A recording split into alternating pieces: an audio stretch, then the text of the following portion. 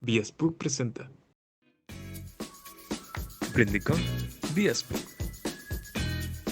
Curso Topografía.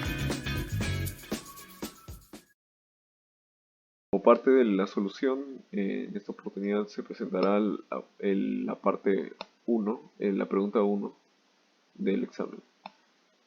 Bueno, el inciso A nos dice lo siguiente, que tenemos un terreno trapezoidal con las siguientes variables que son la base menor, la base mayor y la altura. Y todos estos han sido medidos y colocados en la tabla. Nos dice que apliquemos la teoría de la propagación de errores para incrementar su predicción y que consideremos el error probable al 95%. Entonces, según esto, ya que el intervalo de confianza será para un 95% de valores, entonces consideramos un z de igual a 1.96.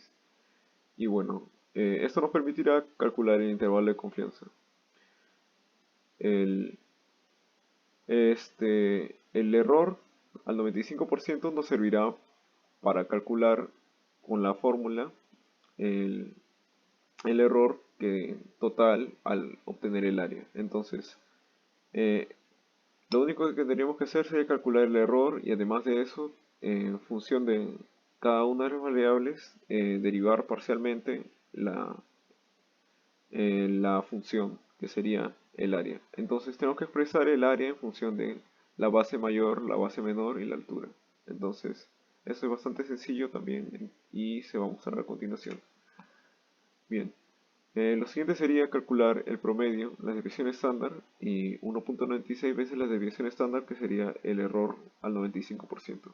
Entonces acomodamos los valores en la siguiente tabla para que se puede utilizar en la calculadora la función de hoja de cálculo. En la hoja de cálculo se va a acomodar los datos y la misma calculadora te va a botar los valores del promedio y la desviación estándar. Entonces no habría problema para calcular todo esto. Simplemente utilizamos el promedio y lo trasladamos al intervalo de confianza y, el error al 95% y obtenemos lo que serían las variables. Bien, una vez hecho esto, podemos calcular el área en función de todas las variables. Se puede expresar como base mayor más base menor entre 2 por la altura. Y utilizando las medias de cada una de estas variables, obtenemos el área media. O bueno, este valor sería también importante para expresar la respuesta final. Bien, una vez hecho esto, derivamos parcialmente. Las derivadas parciales son bastante sencillas, simplemente ya que no es una función muy complicada.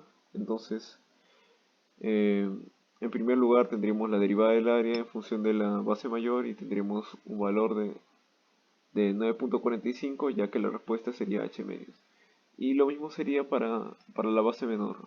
En este caso sería h medios, lo cual es 9.45.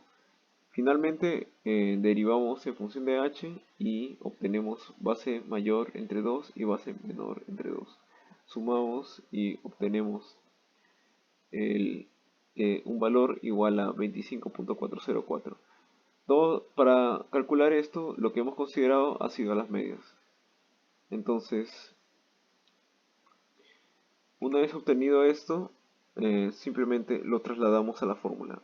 En la fórmula utilizamos el error al 95% y cada una de estas derivadas parciales y obtenemos el error al 95% del área del trapecio y sería 0.316. Bueno, expresamos el área del trapecio de la siguiente forma: 480.135 más menos 0.316. 480.135 ya lo obtuvimos aquí, que sería el área utilizando las medias, y más menos 0.316 sería aplicando la fórmula y la teoría de propagación de errores. Y eso sería todo por el inciso A.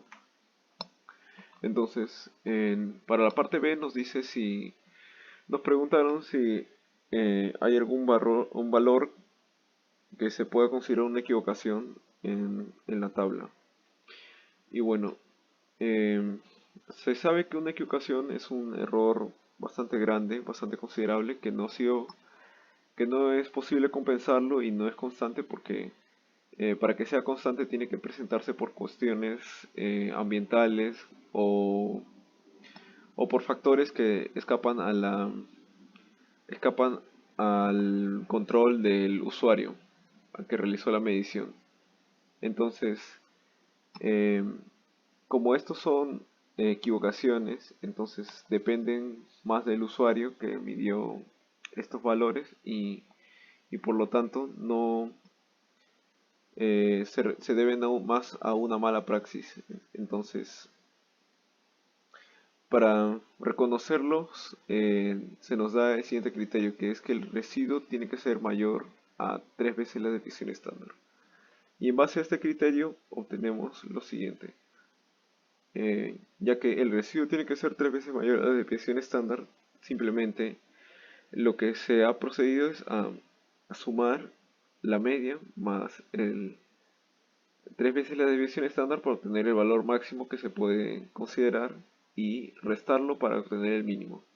En este caso, como se observa, la tabla se acomodaría de la siguiente manera.